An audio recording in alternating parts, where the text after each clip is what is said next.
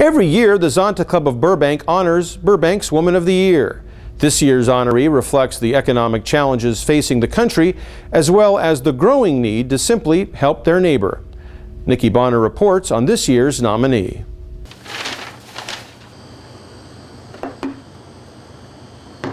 Barbara Howell is on the front lines of what's now being called the Great Recession. 2 years ago, it wasn't at all like this. 2 years ago, in one day, we might do 10, maybe 12 grocery orders. We're doing 35 as a rule every day. We were giving out 105 sack lunches 18 months ago. We're giving out close to 450 in a week. With layoffs mounting and jobs hard to find, people who used to make donations to the Burbank Temporary Aid Center are now turning to it for help. But I would say overall, we're probably experiencing a 30% increase over last year. In the areas of utility assistance, it's probably higher than that. It's probably more of a 40% increase. And that's where the middle class are coming into play. Is with the utilities, and then they come here and we're able to help them with the groceries as well. I wouldn't be surprised if it increases to 40 or 50% overall. What's happened is that even though the donations may have even maintained, it's just that the number of people coming has increased so fast and so much more that it's been going out the door as fast as it's been coming in. 80% of the new clients we get right now are middle class. Keeping the shelves stocked is a constant challenge. As you can see, there are a lot of bare shelves, and over in this area where the carts are, that normally at this time of year is full of crates full of food. You can see that we're really low. These 2 rows right here, though, weren't here 2 weeks ago. It's been more than 5 years since Barbara took over as executive director at BTAC, leading a transformation that's included a new building.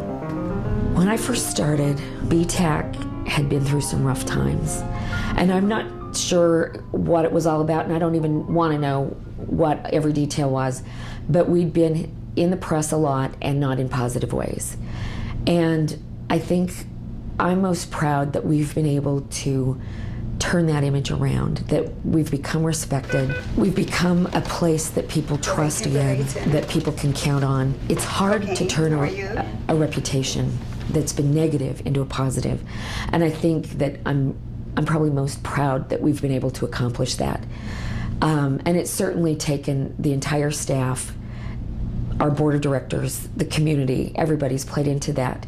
Honestly, if they hadn't shown me the plans for the new building in the interview, I may have just run away right then. But I saw that they had a vision. The board had a vision, and it got my attention.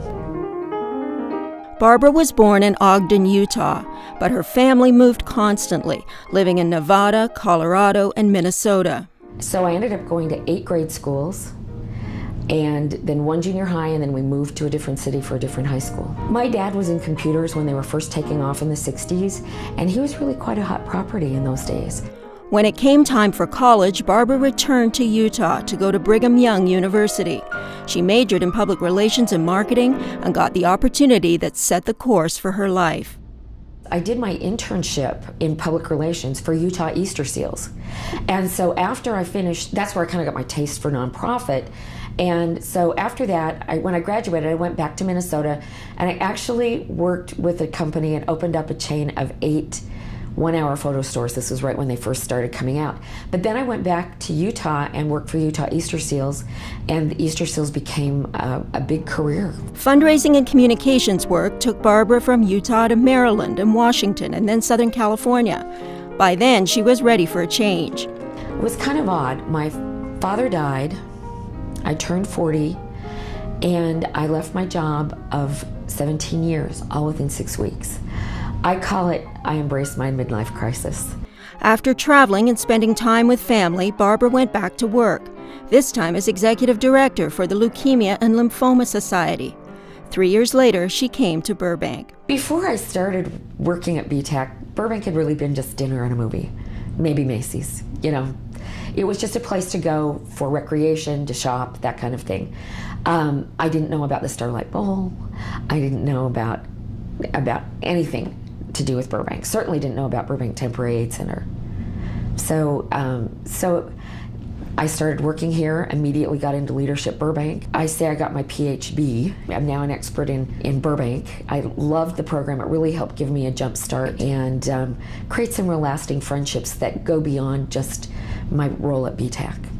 With Barbara's leadership and a new building, BTAC has grown into a respected and well-known beacon for the needy. One thing to remember is that even though we have about 400 homeless people on our rolls, that's still less than 20% of the people that we help. The bulk of the people are just our neighbors and friends, people who you'd never know were really hurting, and we're trying to help them from becoming homeless and to have the things that they need and keep their power on and that kind of thing. The community here is just so responsive and so supportive. It was just about a month ago that we put out a press release that said we were low on food and our shelves were almost bare.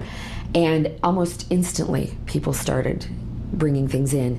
I'm just touched at the way the community responds to needs. Needs can sometimes reveal themselves in unexpected places. I was over at Washington Elementary talking about the importance of their garden because they were planting garlic to give to us.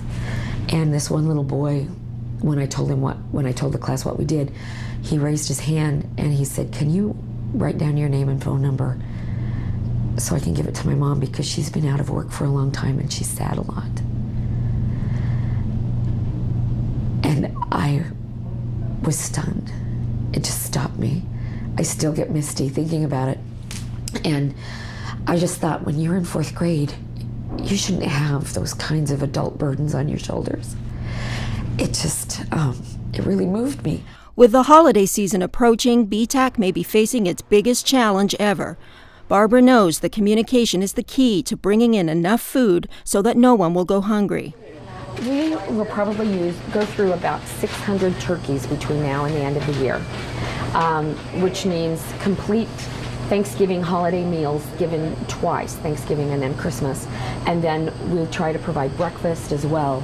So we are really going to need the fruits, the vegetables, turkeys, stuffing mix, potatoes or potato mix, those kinds of things. And you know, as you can see, we're a little low on it. So we're really trying to reach out to the community, let people know what's needed. And that's the one thing that you should know, about BTAC, is that you are making a difference in somebody's life immediately. It's not research down the road or something like that. It's immediate, and it's in your community. It's people you probably know and have no idea that they're struggling. For her leadership, passion, and commitment to helping the needy in these extraordinary times, we honor Barbara Howell as Burbank's Woman of the Year.